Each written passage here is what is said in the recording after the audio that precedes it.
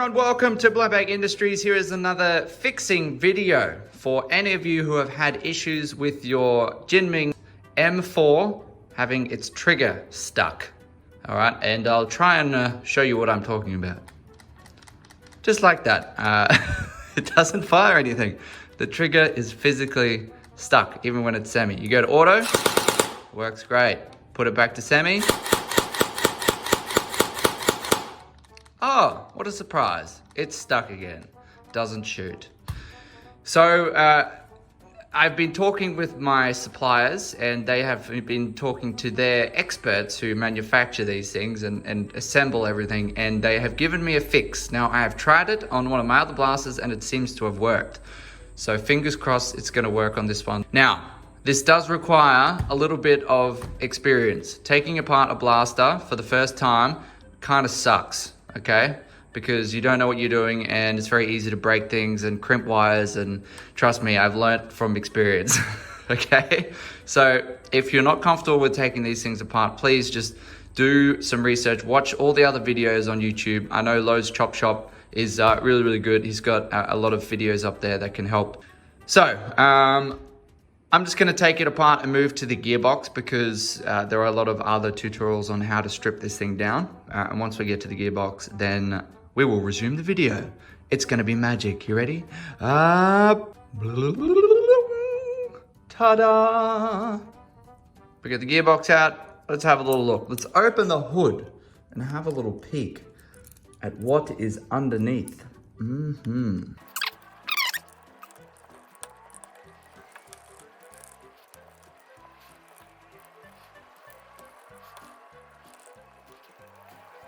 Okay, so this is the point of no return. Once you got in here, as soon as you open the case, you got to know what you're doing.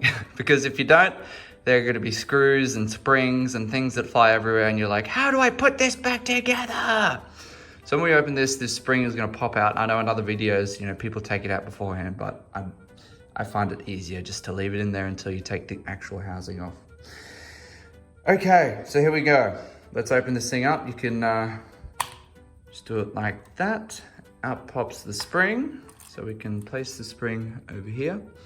Now, as you can probably tell, I put a little towel down, because you can see there's grease that's going to get everywhere if you don't. And you don't want to destroy your nice tablecloth. All right, so just carefully take the cover off, and there we go. And that is full of lovely grease. Oh, yeah. We're going to need to take out a lot of this stuff because the problem lies underneath this cog right here. Apparently. Fixed it last time.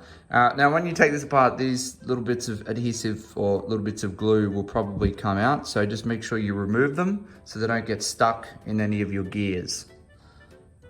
Because, yes, you don't want a bit of glue clogging up your blaster. All right, so first things first, let's take out... boom, there we go. And then we can take out our gears. La la la, or just 2 gears. And we're gonna have to put this one back. Oh, you have no idea how long it took me to figure out how to put this stupid spring back on. Oh my God, this spring is the bane of my existence. And the trigger spring, my God, the trigger spring, that'll get you really frustrated. Okay, so what are we looking at right now? We're currently looking at, we have the trigger here, trigger mechanism where it makes contact and contact, boom, boom, boom. This is the safety catch. And this is the thing that is causing all the problems, okay?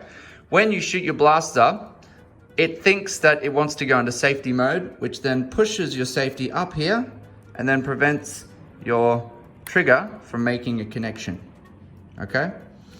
So this is the problem, and the fix apparently is because this screw is too tight, apparently. So you want to get a Phillips head and just test it. See if it's like super duper tight. This one is very tight. You can't move it anymore. So you just want to loosen it slightly. Not too much that it's going to rattle, and not too much that it's going to make the part come out, but just loosen it slightly and then see how that goes. All right, so as you can see, this part I'm using here moves the safety. See? Boom. If it's too tight, the safety goes up, stops the gun from firing. Okay? So I think that might even still be a little bit too tight. Loosen that off a bit more. All right, now an easier fix, if you don't want to do any of this, you can just buy a brand new housing, gearbox housing, and hopefully that will solve all your problems. But if you're like me and you want to fix it instead of buy something new, then that's great. Good on you. I respect that. All right, so that's the fix. This one screw, this one little stupid, annoying screw. And hopefully that will fix it. So the only way to know for sure is to put it back together and we'll give it a test. At this stage, I'm just gonna skip all the way forward to it being reassembled because I know how much fun it is to watch people screw. Well, I should rephrase that. To watch people use a screwdriver on a blaster to do up screws. Yes, there we go. That is a bit more PC. All right, so she's all put back together. We got the battery plugged in. Let's see if it in fact fixed the problem.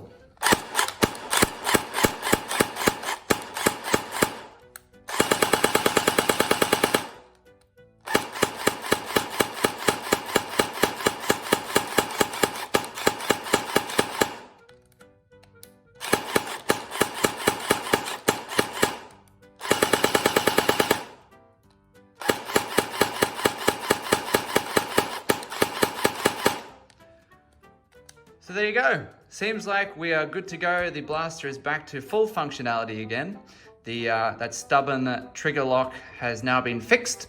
So hopefully this helps you if you have this issue. And if you like the video, don't forget, comment, like, subscribe, and leave me a joke. I like jokes, even bad jokes. So I promise I will respond with at least a like of my appreciation for telling me this amazing joke. Thanks for watching. My name's Martin from Blowback Industries, and I'll see you in the next video. Bye.